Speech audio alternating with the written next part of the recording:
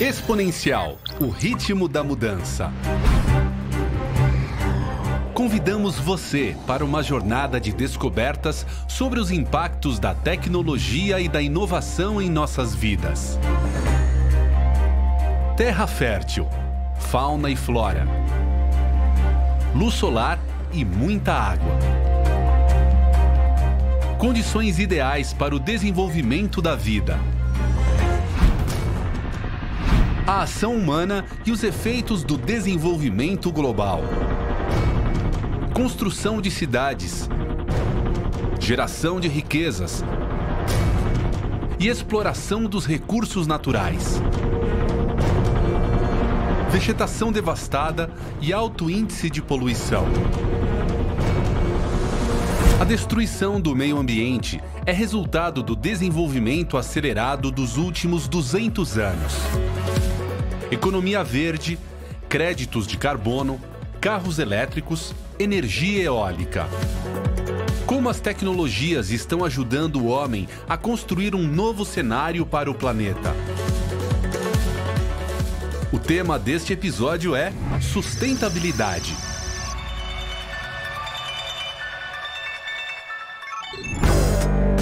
A degradação do planeta não para. Incêndios florestais avançam e comprometem a cobertura vegetal da Terra. O desmatamento da Amazônia bate recordes. O derretimento de geleiras já ameaça destruir cidades inteiras. Sustentabilidade é a busca pelo equilíbrio entre como preservar os recursos naturais do planeta e, ao mesmo tempo, suprir as necessidades humanas. Como encontrar soluções de desenvolvimento que não comprometam o futuro das próximas gerações e como garantir que as ações sejam ecologicamente corretas e socialmente justas. Sustentabilidade é o mais importante valor do século XXI. Sustentabilidade não se refere apenas à economia. Sustentabilidade envolve um conjunto que tem que estar articulado de direitos humanos, de luta contra a discriminação, de luta pela preservação daquilo que a natureza nos fornece e que é a base da nossa vida social.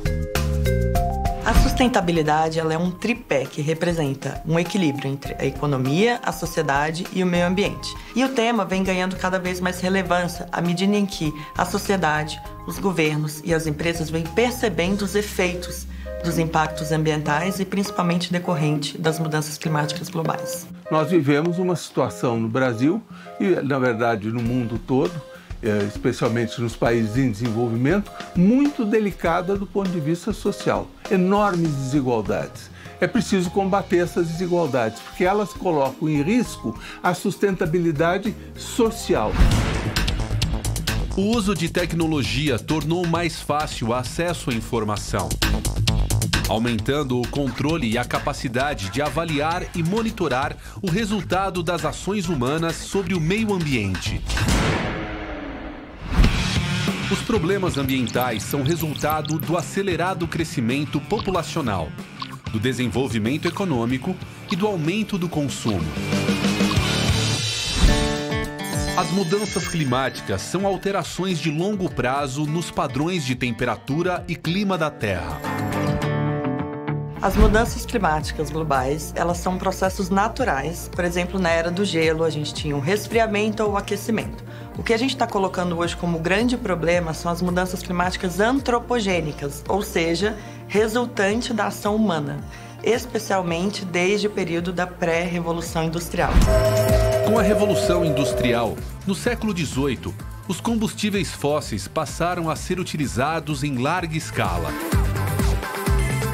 O carvão mineral foi o primeiro a servir de fonte de energia, movimentando máquinas, navios e locomotivas. A partir do século XIX, com a indústria do petróleo, foram desenvolvidos o óleo diesel, a gasolina, o querosene e o GLP. Já o gás natural é utilizado na geração de calor e energia. Os combustíveis fósseis respondem hoje por 75% da demanda energética mundial.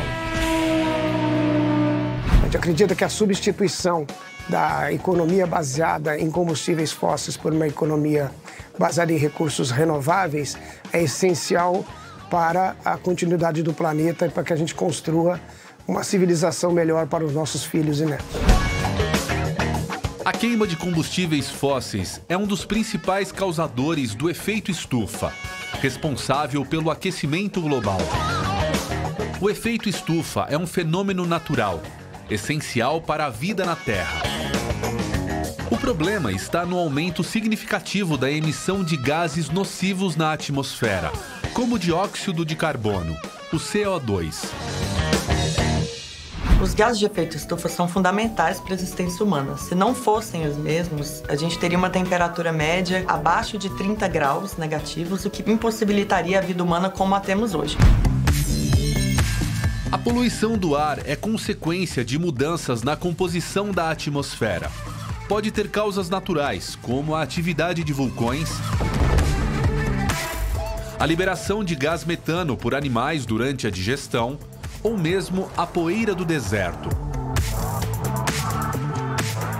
É também resultado da ação humana, como queimadas, atividade industrial e emissão de gases pela queima de combustíveis fósseis.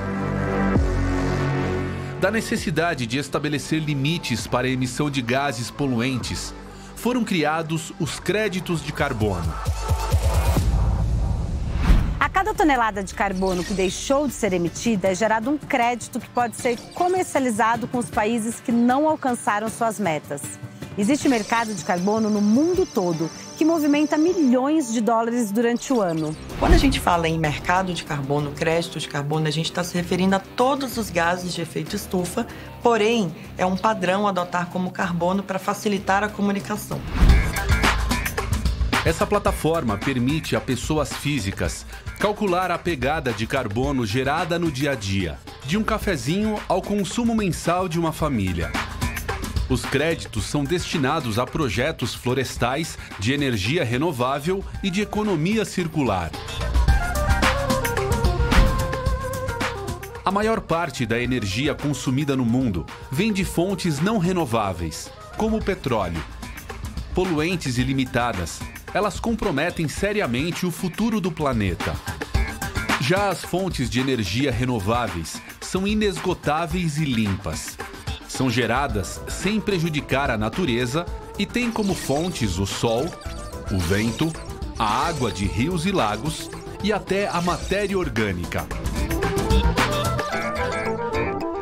A transição para alternativas energéticas de baixo carbono, no caso dos meios de transporte, pode estar nos motores elétricos.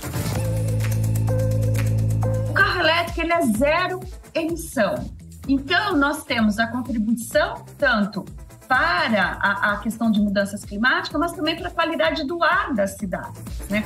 As pesquisas tecnológicas rumo à transição para a mobilidade sustentável vão além da matriz elétrica e apontam para um caminho promissor. Hidrogênio verde é a energia do futuro. A partir de fontes renováveis, o hidrogênio verde não emite gases causadores do efeito estufa nem na sua produção, nem na sua utilização. Pode perfeitamente substituir combustíveis fósseis como o petróleo, o gás e o carvão. O Brasil é um candidato natural na produção de hidrogênio verde pelo alto índice de fontes renováveis que o país possui.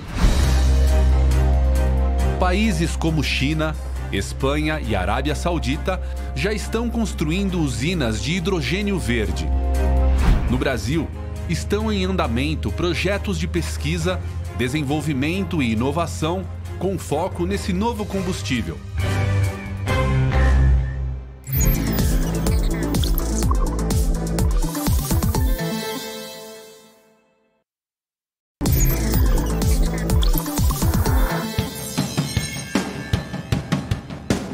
O descarte de resíduos na natureza só cresce. No ritmo atual, a previsão é de que a produção de lixo no mundo chegue a 3,4 bilhões de toneladas por ano em 2050. A maior parte dos resíduos sólidos vai parar em aterros sanitários, contaminando o solo e o lençol freático. ou é incinerada, liberando gases poluentes na atmosfera. Alguns caminhos para minimizar o problema são a reutilização, a reciclagem e o consumo consciente.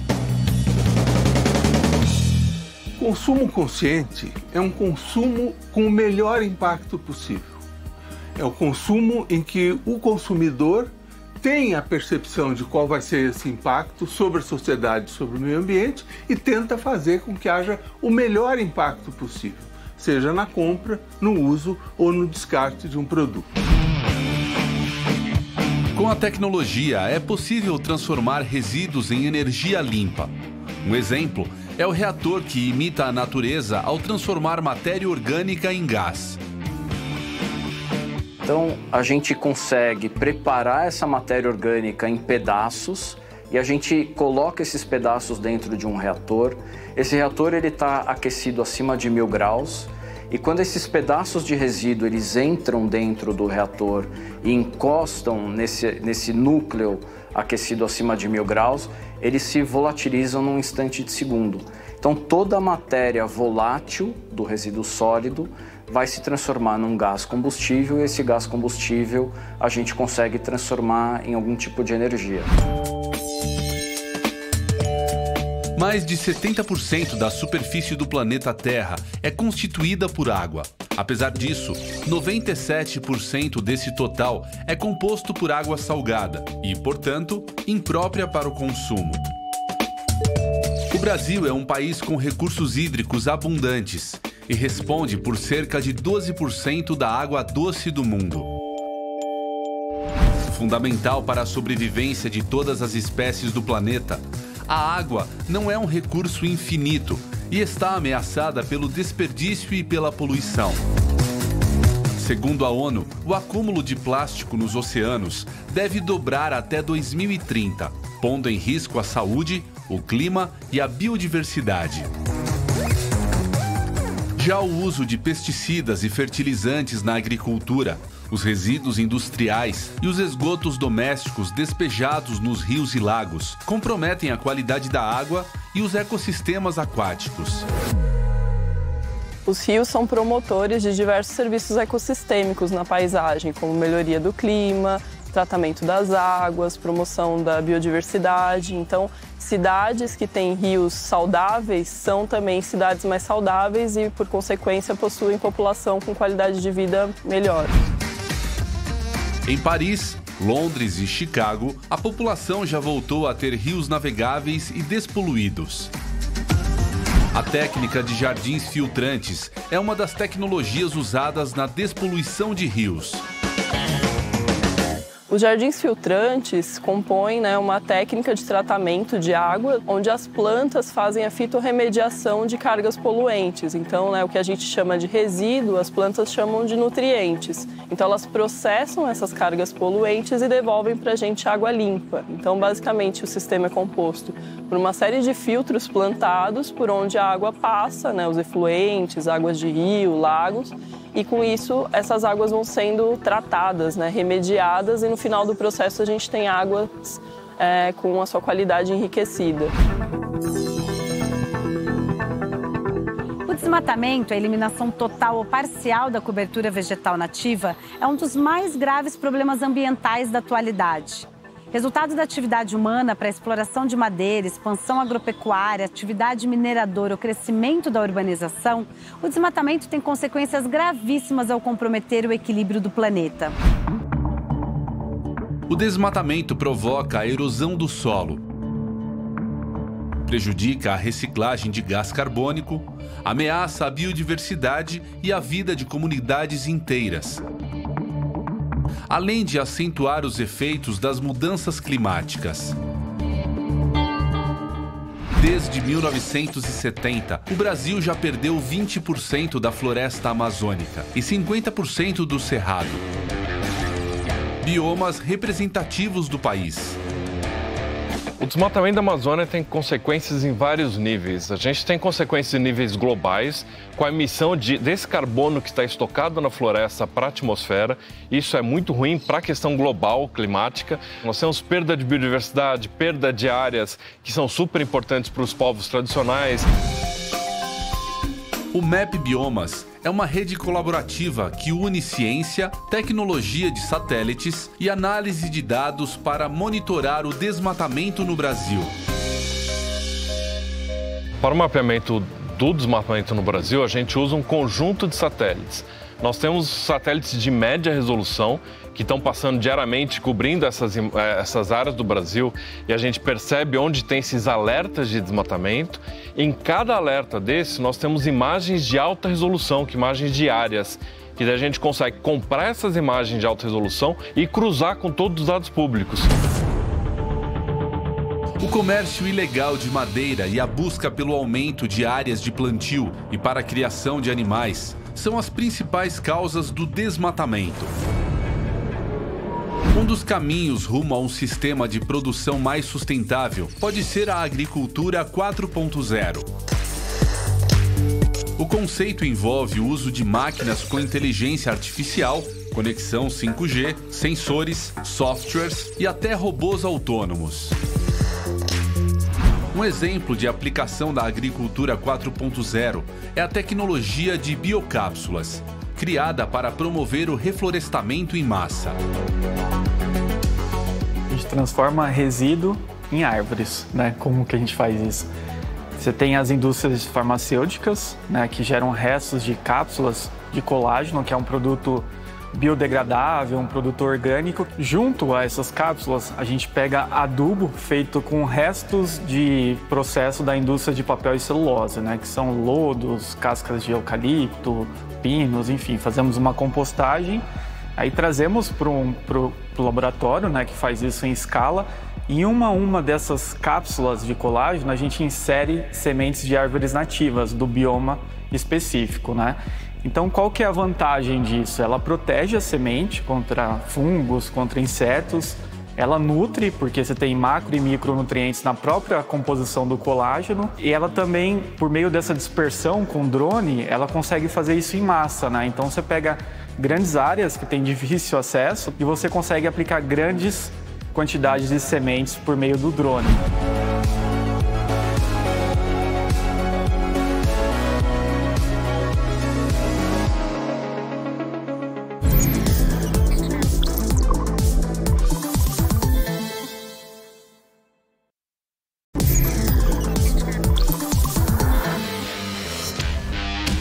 Frear a destruição do planeta exige um compromisso global.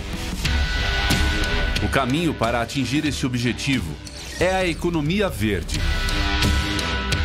Segundo a ONU, o conceito define uma economia voltada à melhoria do bem-estar da humanidade e à igualdade social, ao mesmo tempo em que reduz os riscos ambientais e a escassez ecológica. A economia verde é um setor dentro da economia onde toda atividade produtiva é focada na resolução dos problemas ambientais. Fazer uma economia dita verde é trazer o máximo de valor para as pessoas que trabalham e que habitam determinado lugar, com um retorno que faça com que elas também possam ter uma vida digna e que seja um processo circular e sustentável. A economia verde é uma realidade. Muitas empresas vêm investindo em tecnologia, inovação e práticas que aliam crescimento econômico à preservação ambiental. Um outro exemplo de prática sustentável que a gente tem é a ucuúba, né? Então, a ucuúba era uma árvore que era derrubada para fazer cabo de vassoura. E aí a gente descobriu que ela tinha um potencial enorme para ser utilizada em cremes hidratantes, trazendo aí benefícios muito interessantes para a pele. Até chegar no produto final, a gente tem muita ciência envolvida para entender exatamente quais são as melhores maneiras de extrair, de armazenar essas espécies. Além de grandes empresas, startups também estão pensando a economia verde. Quanto mais perto o poder público tiver dessas startups, mais rápido essas soluções inovadoras, mais eficientes, mais interessantes, vão chegar num alcance maior, num alcance do tamanho da cidade de São Paulo. O Green Sampa concentra startups focadas em ideias verdes e inovadoras. Uma das empresas do Hub desenvolveu uma solução para o descarte sustentável de resíduos orgânicos. O biodigestor funciona de uma maneira muito simples. É um processo 100% biológico, livre de produtos químicos, onde para cada descarte a gente garante a manutenção da temperatura interna para otimizar o processo de decomposição, com adição de água para que os fungos e bactérias e suas enzimas transformam esse resto de alimento em efluente. Com a pesagem automática, a cozinha tem inteligência para evitar que a comida vá para o lixo. A economia circular propõe um modelo de desenvolvimento econômico a partir do uso racional dos recursos naturais. Prioriza a redução do consumo e propõe a reutilização, a recuperação e a reciclagem de produtos, matérias-primas e energia, de forma a reinseri-los na cadeia produtiva. E a logística reversa está muito focada na economia circular. Quando a gente pensa de o teu celular usado, um toner e várias outras coisas, a gente consegue ir num ponto de geração, trazer esse equipamento aqui. Então, eu já estou fazendo a logística e a manufatura reversa. Eu desmonto todos esses equipamentos e eu reinsiro num processo produtivo dentro da indústria. Um exemplo de inovação voltada à economia circular são as embalagens biocompostáveis, fabricadas com celulose e outras matérias-primas orgânicas, como mandioca, trigo e bagaço de cana. Elas substituem as embalagens plásticas. Sua decomposição não gera resíduos e ainda nutre a terra. O ESG é uma sigla derivada do inglês que significa ambiental, social e governança. O ESG é uma resposta das empresas frente aos desafios da sociedade contemporânea.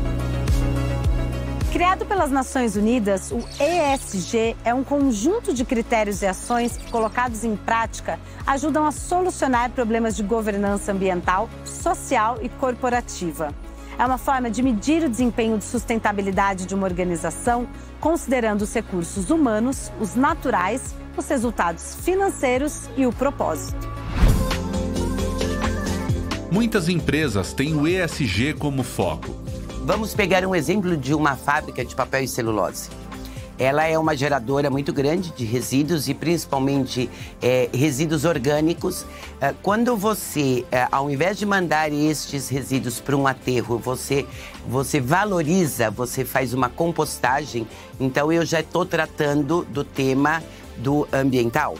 No social, toda vez também que eu não mando estes resíduos para um aterro e eu faço um composto e eu consigo colocar esse composto nas comunidades próximas, pequenos agricultores, eu estou já desenvolvendo toda a parte social. E ainda, incluindo nesse tema, eu tenho uma baixa emissão de carbono, ou seja, é um processo também de descarbonização. O caminho para o futuro sustentável passa pelo investimento em soluções ambientais viáveis, pela aposta na inovação tecnológica e pela valorização do ser humano.